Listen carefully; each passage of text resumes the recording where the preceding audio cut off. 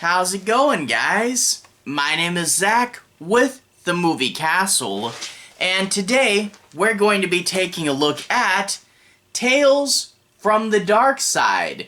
This is Season 3, Episode 4, and this one's entitled Florence Bravo. This episode aired October 19th, 1986. Darkside quite cleverly trying to start the season around Halloween time when, everybody's interested in horror. This episode was directed by John Lewis and was written by Edithe Swensen and stars Lori Cardille and David Hayward. In this episode, a couple moves in to a historic haunted house. It's sort of this local legend about how a woman killed her husband. Everyone in town knew she did it, but they couldn't prove it, and she got off scot-free. However, the couple has a sort of history behind them.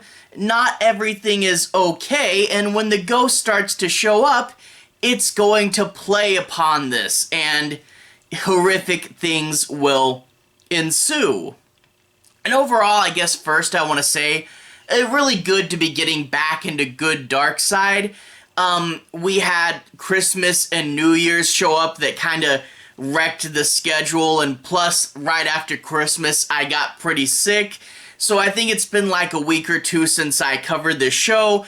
Luckily, there doesn't appear to be anything nearby that should derail the schedule, and I hope to get more back on track with this thing. But yeah, being sick did suck.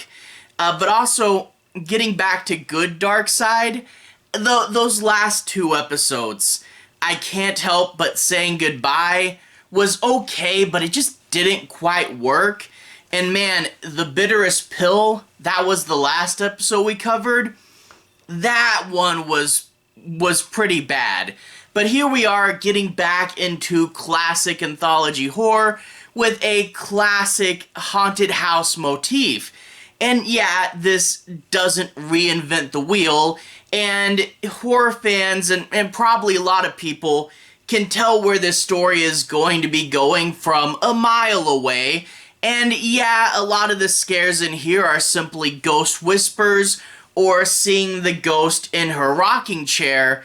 So it's not the biggest, best thing ever, but it is a good classic horror feel. The set for this episode, the haunted house, looks really nice. I'm always a sucker for a good old haunted house.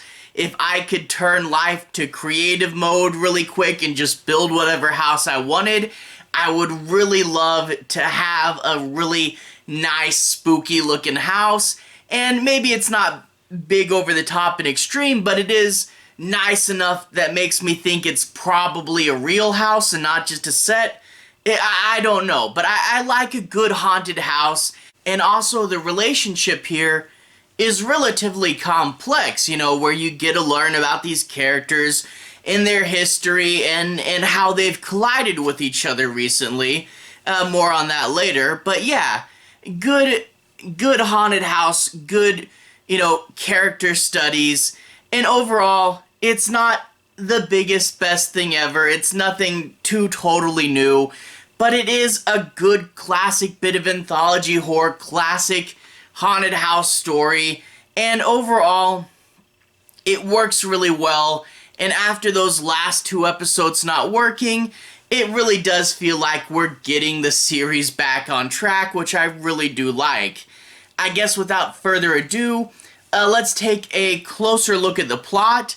I'm not going to be doing any major spoilers, but I do want to say my piece on a few plot points and make sure you guys have a basic understanding as to what the episode's about. So let's go ahead and do a bit of a deeper dive.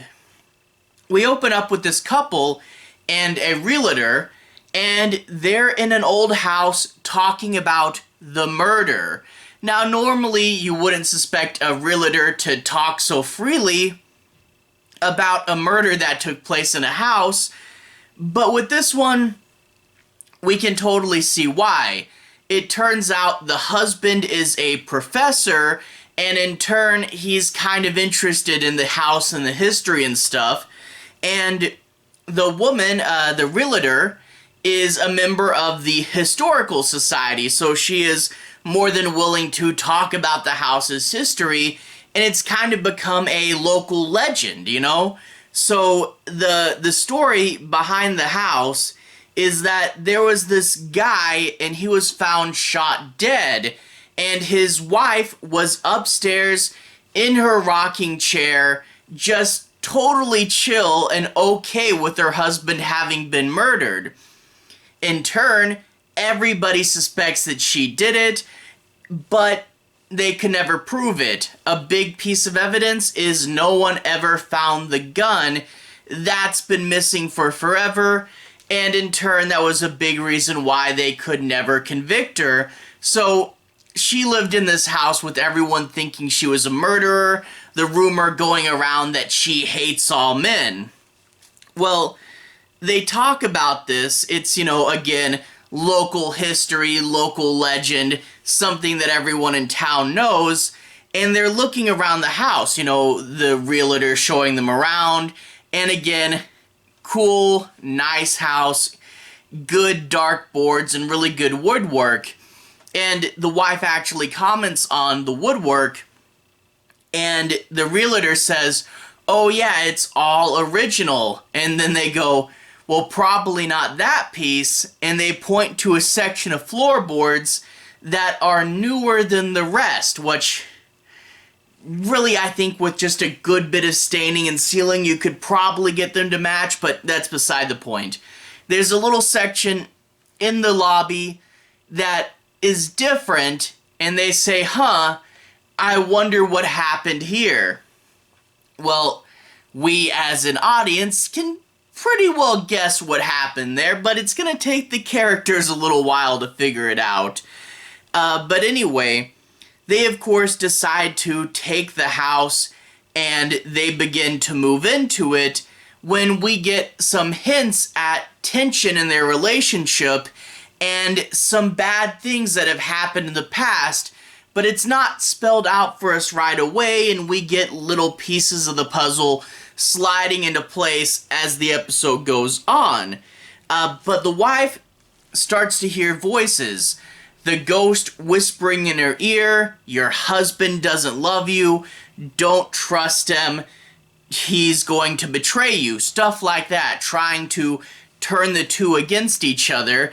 And she will also see the rocking chair, which is still there in the bedroom, start to rock on its own. The ghost is still here. However,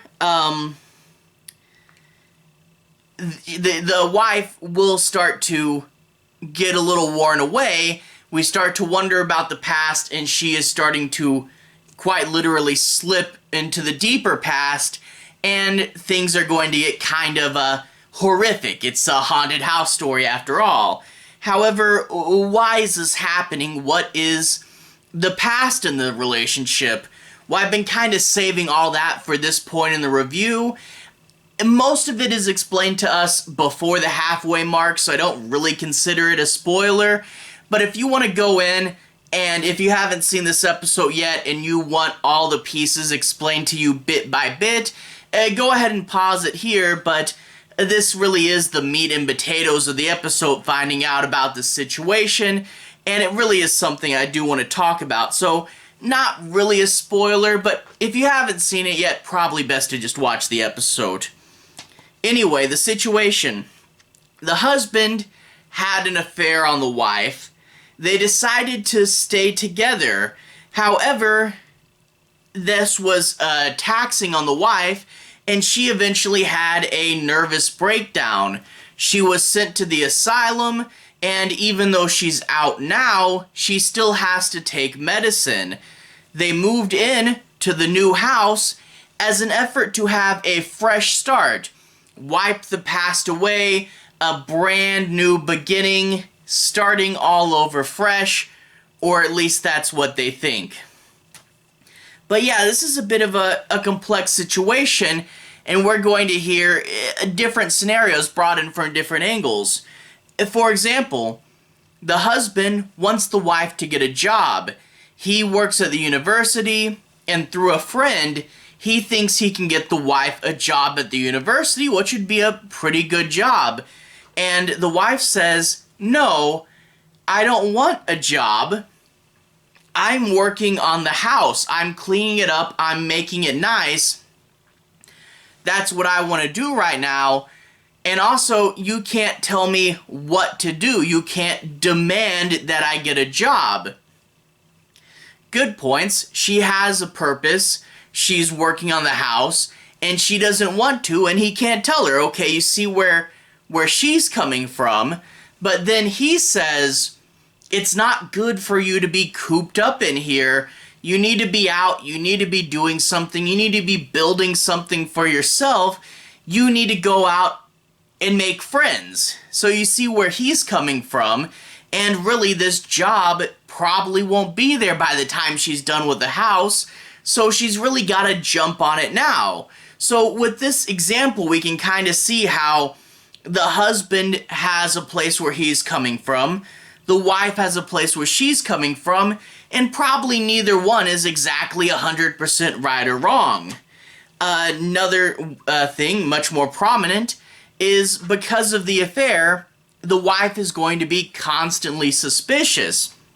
In particular, the realtor who they meant sold the house, but because she's also in the historical society, she's spending a bit of time with the husband, and she's young and pretty, and you see why she would be suspicious. At the same time, we as an audience, with that distance, can see that it's really all platonic. It really is just the surface level, I want to learn more about the house. Everything had a logical pretext, and you can see what led up to every meeting, and we as an audience know that he's not, but we can totally see, especially given past behavior, why the wife would suspect this, and that is an interesting sort of game of perspectives. And also, another thing, the history with the asylum is interesting as well. The husband put her in there, and she's still on medication, which whenever she sees a ghost or something, we are going to get bits of, have you been taking your medication? This is probably all in your head. But I really did like when the wife confronts the husband about having to go to the hospital. She says, you don't know what it was like in there. There were so many people suffering and so many people alone, and seeing the pain that they were in was torturous to me. So yeah, it wasn't a great place for her to be, but at the same time, the husband saw that his wife needed medical help and brought her to the place that would give that to her. So putting your wife in an asylum is technically, medically, giving her what she needs, but of course, things don't work out perfectly, and it turned out to be a traumatic experience for her. I really do like that they play both sides here in this episode, and neither one is 100% right or wrong. I mean, obviously the guy's affair started all this, but he is trying to do better, So I did like, it's the two big things, the complex relationship and just the cool haunted house vibes. Overall, this is a good episode of Darkside, and yeah, the scares aren't too great. It is primarily just the rocking chair and the whispering, and then eventually we do build to a climax. So I really could see, I think I said this before, I would love to see Darkside remade as a series of movies, and this would be a good candidate for that. This already has good ideas behind the characters of the husband and the wife that I could see expanded upon, but also after The Conjuring, haunted house movies got a whole lot better, and I would really like to see this with more scares and build-up, and I really do think that this has potential for a full movie. That would be really cool. So anyway, not the best thing ever. You do know where the plot's going pretty much right from the beginning, but I did like the character study and atmosphere, and it really felt like we're getting Darkside back on track after 2 episodes that really weren't great. But overall, I definitely like this one. Anyway, to everyone who's watched so far, thank you for watching.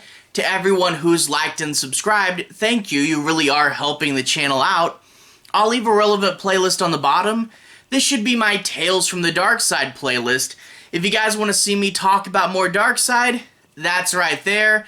Every past episode of the series should be there, as well as a Season 1 and 2 overview, my review of the Joe Hill comic, and a few of the Christmas episodes came out early.